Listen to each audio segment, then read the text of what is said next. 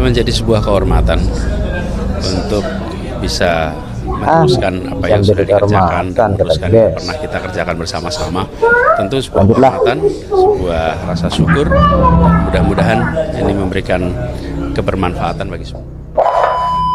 Sayangnya tidak semua orang tahan untuk berada menjadi oposisi, oke? Seperti sampaikan Pak Prabowo tidak tahan untuk menjadi oposisi. Karena itu menurut saya skornya justru di bawah 5, Mas Ganjar. Kalau 5 itu ketinggian, Pak Ganjar. Terima kasih, Pak Ganjar. Mas Anies gak usah takut, disebut aja angkanya berapa gitu loh. Kayak saya gitu loh. Jangan berapa gitu loh. Kayak saya gitu loh. 11, Mas. Dari 100. Ya, dua hal ya. Per hari ini saya kira hubungan antara Anies dan Prabowo sudah wassalam. Sudah wassalam. Tak ada kemudian lem perekat yang bisa mempertemukan keduanya. Jadi pernyataan Anies dalam debat kandidat yang ngasih skor 11 dari 100 itu sepertinya sangat melukai Prabowo Subianto, sangat melukai seluruh kader dan fungsionaris Partai Gerindra. Jadi tak mengherankan ketika beberapa waktu yang lalu Anies membuka komunikasi soal keinginannya bertemu dengan Prabowo Subianto. Per hari ini itu tidak terjadi. Ini menunjukkan betapa Prabowo Subianto ya dalam banyak hal memang sudah menganggap Anies ini adalah the others. Anies ini bukan lagi sahabat, tapi adalah sosok yang kemudian dianggap sebagai lingkar luar yang sebenarnya sudah tak relevan lagi untuk mendapatkan dukungan politik. Tapi bagi Anies Baswedan sepertinya maju di Jakarta tentu tidak mau bermusuhan dengan Prabowo Subianto. Tentu tidak mau bertabrakan dengan jagoan yang akan diusung oleh Gerindra. Itu yang kemudian membuat kenapa per hari ini sekalipun elektabilitasnya Anies paling mentereng dibandingkan yang lain, butuh komunikasi politik dengan Prabowo Subianto dan Gerindra, Bang. Karena apapun Gerindra per hari ini adalah partai pemenang Pilpres. Gerindra adalah orang partai politik yang dulu memberikan tiket di mana Anies Baswedan bisa bertanding dan menang sebagai gubernur di Jakarta. Mungkin bagi kawan-kawan Gerindra yang lainnya Anies dianggap sebagai anak durhaka karena dulu sempat diusung menang pilkada, kemudian di Pilpres melawan ngasih skor 11 dan tiba-tiba kemudian ingin kembali lagi ke Prabowo. Itu kan dianggap sesuatu hal yang aneh. Jadi ini yang saya kira kerumitan-kerumitan yang kemudian bisa kita baca bagaimana hubungan antara Ahok dengan Prabowo Subianto dan Gerindra. Rumit, ya dengan Anies maksud saya rumit, sulit, dan saya kira dalam banyak hal tak ada dalam rumus Gerindra hari ini itu akan mengusung Anies Baswedan dalam Pilgub Jakarta. Saya sering sekali sepanggung dengan elit-elit Gerindra, salah satunya Bang Habibur Rahman. Bang Habib selalu mengatakan per hari ini tak ada rumus mendukung Anies Baswedan. Tak ada per hari rumus. Ini tak ada satupun kader Gerindra di Jakarta menyebut Anies Baswedan katanya untuk diusung sebagai salah satu pintu.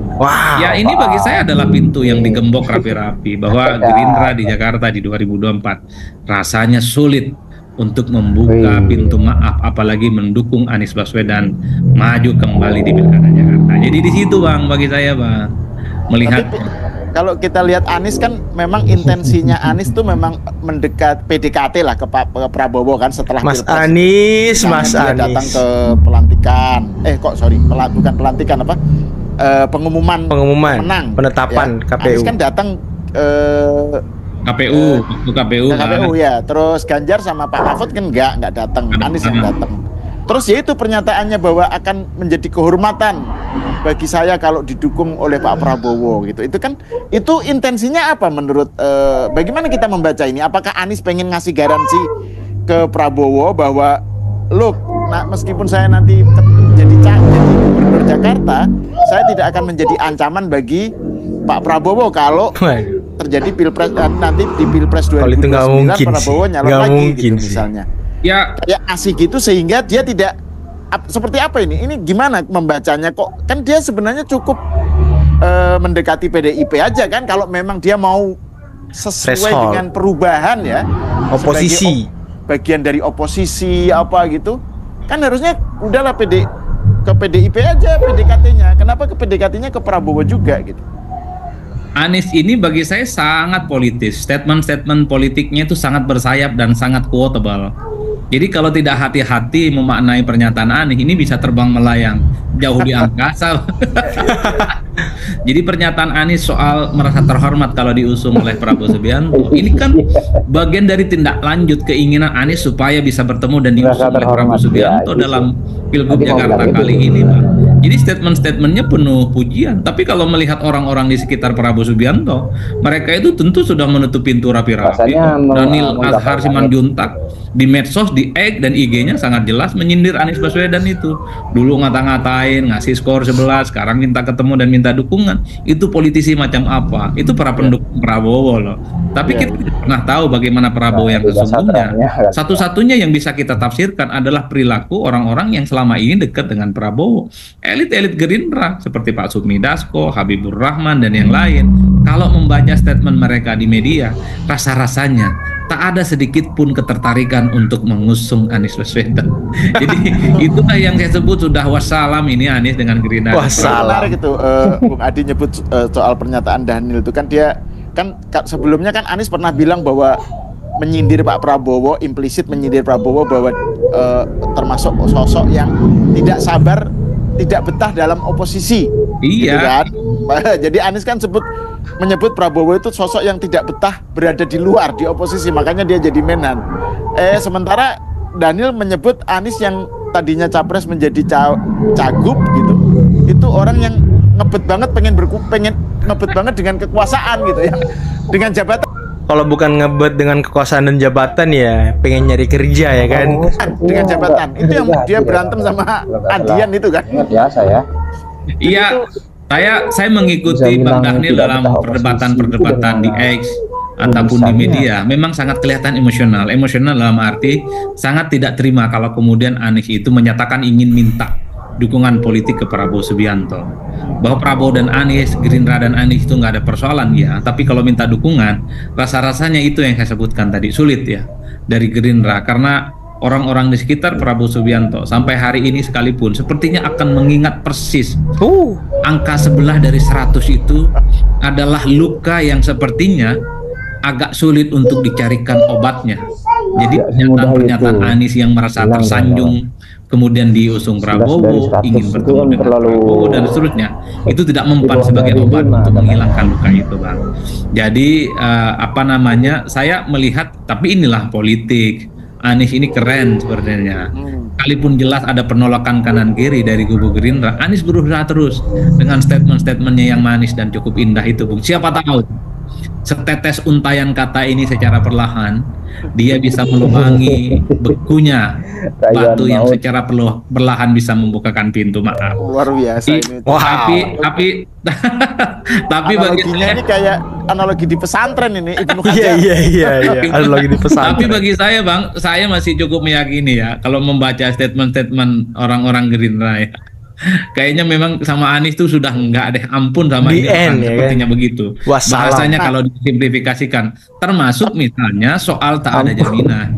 Anies ini tidak akan menjadi macan yang kemudian akan menerkam siapa yang membesarkannya. Karena kan Anies yang dulu merasa didukung oleh Gerindra, saat itu cuma dengan PKS menang Pilgub, jadi tokoh nasional, kemudian dikenal oleh publik, jadi salah satu kontestan yang diperhitungkan dalam Pilpres. Ini kan tentu dalam banyak hal menjadi catatan penting. Tentu bagi Gerindra tidak mau kalau Anies menang dalam Pilgub Jakarta, ini kan dibaca oleh publik sebagai batu bata menyusun kekuatan menuju pertandingan 5 tahun yang akan datang, pemilu di 2009. Anies sangat mungkin akan kembali berhadapan-hadapan dengan Prabowo. Pasti. Itulah yang sepertinya ingin dihindari juga oleh kawan-kawan Gerindra. Kenapa per hari ini tidak menginginkan Anies menjadi jagoan dari mereka? Jangankan Gerindra, Bang, ya. Demokrat itu juga menutup pintu apalagi Demokrat kepada Anies Baswedan. Kalau Demokrat beda. Ini tentu karena merasa ditinggalkan waktu Pilpres. Lagi kangen-kangennya, lagi cinta-cintanya, tiba-tiba ditinggalkan. Kemudian terjebak cinta satu malam dengan Muhaimin Iskandar. Maju Pilpres bersama. Kalau PAN, saya kira itu statement yang saya kira cuma hore-hore kok.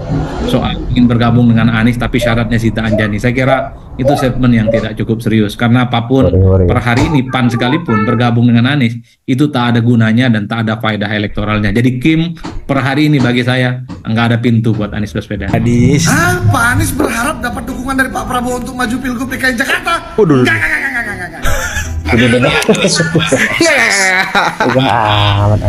Partai politik pada saat ini sedang menakar, dan kami yang pada saat ini mendapatkan amanat dari PKB tentu akan berkomunikasi, berdiskusi dengan pimpinan-pimpinan partai lain, termasuk nantinya dengan Pak Prabowo. Waduh. Wah, Pak Anies sanggup kali ya, masih mampu ngomong ingin berkomunikasi dengan Pak Prabowo.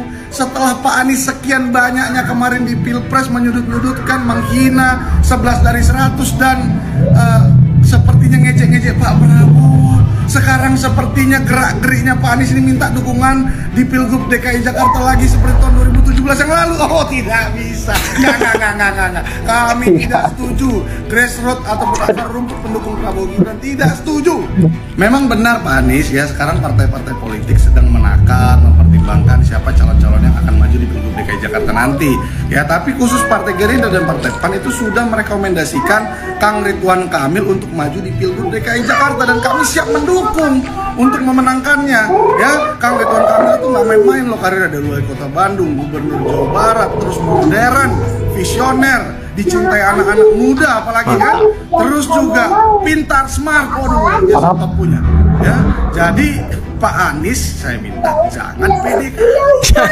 Lagian Pak Anies, emang anak-anak abah pendukung Pak Anies kemarin yang militan sekali itu setuju dengan Pak Anies ketemu dengan Pak Prabowo, minta dukungan Pak Prabowo, emang setuju? Jangan. Jangan.